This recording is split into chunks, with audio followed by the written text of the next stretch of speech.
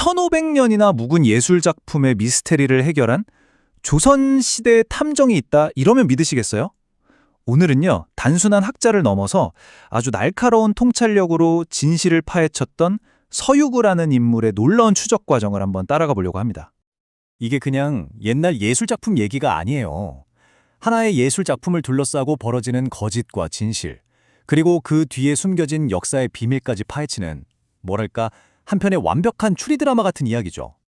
자, 그럼 이 사건의 주인공부터 만나봐야겠죠? 바로 조선의 아츠 디텍티브 서유구입니다. 서유구를 그저 고리타분한 옛날 학자로 생각하시면 정말 큰 오산입니다. 이분은요, 물적 증거를 찾고 논리적인 모순을 파고들어서 사건의 진짜와 가짜를 가려내는 정말 현대의 과학수사관 같은 인물이었어요. 이 비유가 딱 들어맞죠? 자, 여러분이라면 어떻게 하시겠어요? 1500년도 더 된 사건에 기록은 서로 막 엇갈리고 심지어 원본은 사라지고 없어요. 이게 바로 서유구가 마주했던 정말 거대한 도전이었습니다. 이제 본격적으로 사건의 중심으로 한번 들어가 보죠. 모든 미스터리는 바로 이 전설적인 명작 난정서에서 시작됩니다. 사건의 핵심에는 난정서라는 작품이 있습니다.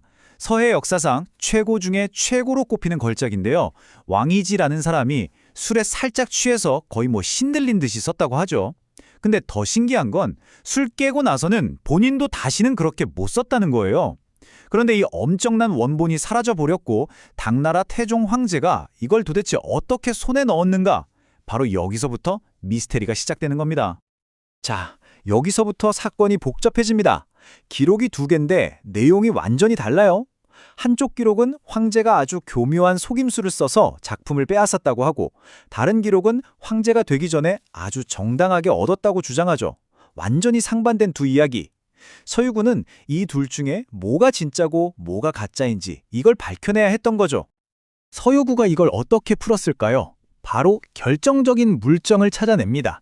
그는 당대 화가였던 염립본이 그린 소이기가 난정서를 속여서 얻는 그림, 여기에 주목했어요. 근데 진짜 결정적인 건 이 그림에 당나라 황실학술기관인 지편원의 공식 도장이 꽝 찍혀 있었다는 점입니다. 논리는 간단하죠.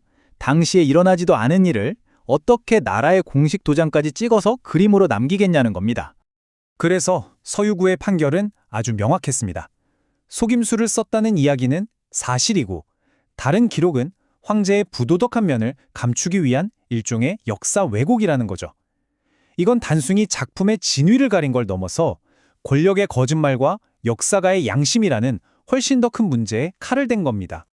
하지만 이야기는 여기서 끝나지 않습니다. 서유구는 이 역사적인 진실을 밝혀내고 나서 더 깊은 문제 본질로 파고들기 시작해요.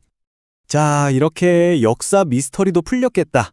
이제 사건 종결인 것 같죠? 하지만 서유구가 봤을 때 진짜 문제는 다른 곳에 있었습니다. 당시 예술계 사람들이 진짜 뜨겁게 논쟁하던 건 따로 있었어요. 뭐냐면 난정서 글씨가 가늘어야 진짜다, 아니다, 통통하게 살이 쪄야 진짜다. 바로 이 논쟁이었죠. 그러니까 사람들은 작품에 담긴 정신보다는 겉으로 드러나는 글씨 굵기 같은 거에만 집착하고 있었던 겁니다. 이때 서유구의 통찰이 정말 기가 막힌 비유 하나로 완벽하게 드러납니다. 그는 이런 논쟁이야말로 본질을 완전히 놓친 거라고 일침을 가하죠.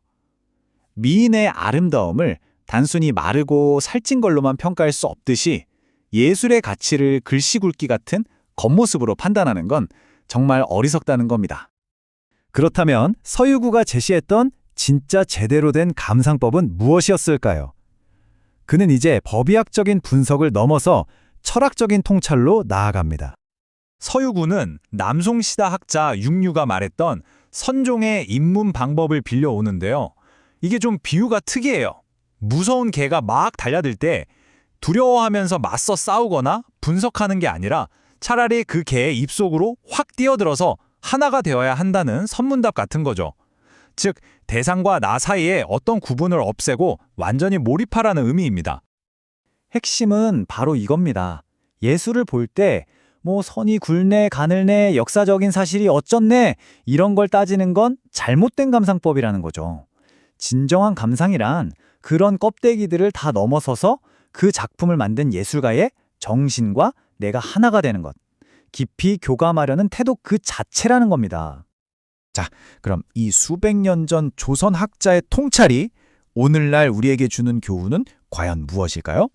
서유구가 우리에게 남긴 메시지는 결국 하나로 통하는 것 같아요.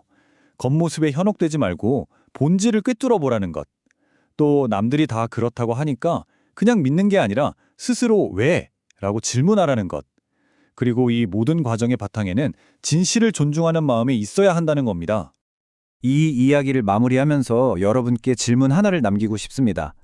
서유구처럼 우리 주변의 세상 혹은 내 일, 내 관계를 바라본다면 혹시 우리가 그동안 겉모습에만 너무 집착하느라 놓치고 있었던 진짜 본질은 과연 무엇일까요?